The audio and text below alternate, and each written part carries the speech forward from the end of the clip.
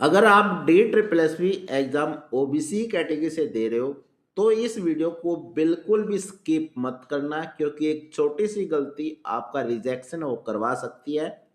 Hello friends, welcome to सरकारी नौकरी जय राधे कृष्णा। नमस्कार साथियों, कैसे आप सभी।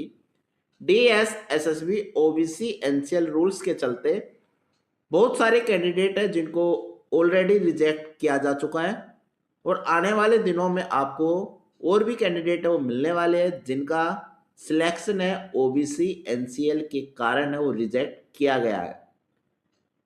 ओबीसी एनसीएल रूल्स क्या है ये देखिए। डी ट्रिपल एस भी सिर्फ ओबीसी होना नहीं देखती कि आपके पास सिर्फ ओबीसी सर्टिफिकेट है, बल्कि आपके पास OBC NCL non creamy layer certificate ये भी आपके पास होना चाहिए। और कब का होना चाहिए आपके पास? लास्ट डेट ऑफ फॉर्म तक आपके पास ओबीसी एनसीएल होना जरूरी है। उसमें भी आपका फॉर्मेट, डेट, इशूइंग अथॉरिटी ये चेक होती है आपकी लास्ट डेट ऑफ फॉर्म तक है या नहीं है, सेंट्रल गवर्नमेंट का है या फिर दिल्ली गवर्नमेंट का। क्योंकि डी ट्रिपल एस में जितनी भी आपकी वैकेंसी आती है वो दिल्ली गवर्नमेंट की आती है, तो आपके पास ओबीसी दिल्ली गवर्नमेंट का होना चाहिए और ओबीसी दिल्ली का ही होना चाहिए। अदर स्टेट का ओबीसी आपका रिजेक्ट है वो कर दिया जाएगा। इशूइंग अथॉरिटी है जो आपकी वो चेक की जाती है। अब हम बात करते हैं कि रिजेक्ट होने का सबसे बड़ा रीजन है वो क्या है। देखिए, कैंडिडेट का जो रिजेक्शन है, क्योंकि जो सर्टिफिकेट डेट है वो लास्ट डेट ऑफ फॉर्म के बाद की है। जो भी आपका एनसीएल बना है वो जो कट ऑफ डेट है लास्ट डेट ऑफ फॉर्म उसके बाद की है, या फिर उस ईयर का आपके पास एनसीएल नहीं है। अदर स्टेट का आपके पास ओबीसी है वो भी आपका नहीं माना जाएगा, सिर्फ आपका दिल्ली गवर्नमेंट का माना जाता है। सेंट्रल गवर्नमेंट का है वो भी आपका नहीं माना जाता। जो एनसीएल की है लास्ट डेट ऑफ फॉर्म तक आपके पास एनसीएल होना कंपलसरी है। अब बात करते हैं कौन कौन सेफ है और कौन रिस्क में है। जिस कैंडिडेट के पास दिल्ली स्टेट ओबीसी है, प्रॉपर डेट के साथ आपका करेक्ट अथॉरिटी आपकी दिल्ली गवर्नमेंट से बना हुआ आपका फॉर्मेट, सबसे बड़ा फॉर्मेट आपका ओबीसी सर्टिफिकेट या फिर ओबीसी एनसीएल की बात करें, फॉर्मेट में होना कंपलसरी है। जिसका भी ओबीसी अदर स्टेट के बेस पे बना हुआ है उनको रिजेक्ट किया जाएगा।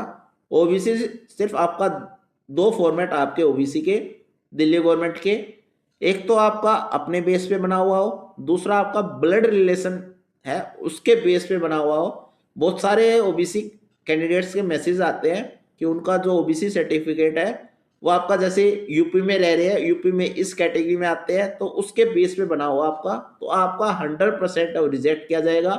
नोटिफिकेशन भी आप देख सकते हो, ये सिर्फ 2 पॉइंट है। इस फॉर्मेट में यदि आपका है तभी आपको सिलेक्ट वो किया जाएगा, वरना आपको रिजेक्ट वो कर दिया जाएगा। डी ट्रिपल एस भी या कोई भी कंसर्न डिपार्टमेंट है, यूजर डिपार्टमेंट है, डॉक्यूमेंट में कोई भी कंप्रोमाइज नहीं करता कभी भी। देखिए, एनसीएल है, कुछ डिपार्टमेंट है जिन्होंने एफिडेविट लेके उनका सिलेक्शन वो करवाया है, पहले भी करवाया, अभी कुछ डिपार्टमेंट जो करवा रहे हैं, कुछ नहीं करवा रहे। जो नहीं करवा रहे वे उनको रिजेक्ट है वो कर दिया गया है।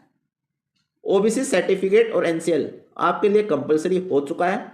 अब आने वाली जितनी भी वैकेंसी है, सबसे पहले आपको उस फाइनेंशियल ईयर का सबसे पहले ओबीसी एनसीएल ही बनवाना चाहिए। जैसे कि 2026 आएगा, अप्रैल में ही आप अपना एनसीएल है वो बनवा लीजिए ओबीसी का।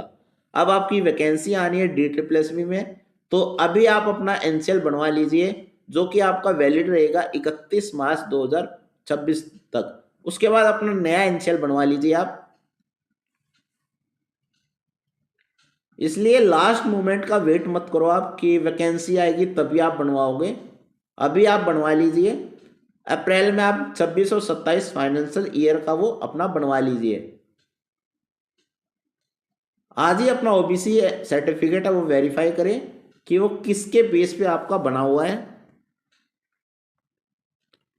यदि आपका अदर स्टेट के बेस पे बना हुआ है तो उसको आप अपडेट करवा दें, क्योंकि जो आप अपडेट करवाओगे अपना, तो जो आपका ऑलरेडी बना हुआ है उसके बेस पे ही आपका नया ओबीसी सर्टिफिकेट है वो बन जाएगा, जिसमें मेंशन रहेगा कि इस ओबीसी जो आपका दिल्ली का ओबीसी है इसके बेस पे आपका नया बना है। उसमें आपका ये मेंशन नहीं रहेगा कि अदर स्टेट के बिहाफ पे बना हुआ आपका। तो आज ही अपना ओबीसी एनसीएल फॉर्मेट है वो जरूर चेक करें आप। अगर आप D++ कैंडिडेट हो तो इस वीडियो को लाइक करें और चैनल को जरूर सब्सक्राइब करें, क्योंकि ऐसी रियल अपडेट आपको और कहीं पे भी नहीं मिलने वाली। ये एक इन्फॉर्मेशन थी जो आपसे शेयर करनी थी। Thank you so much.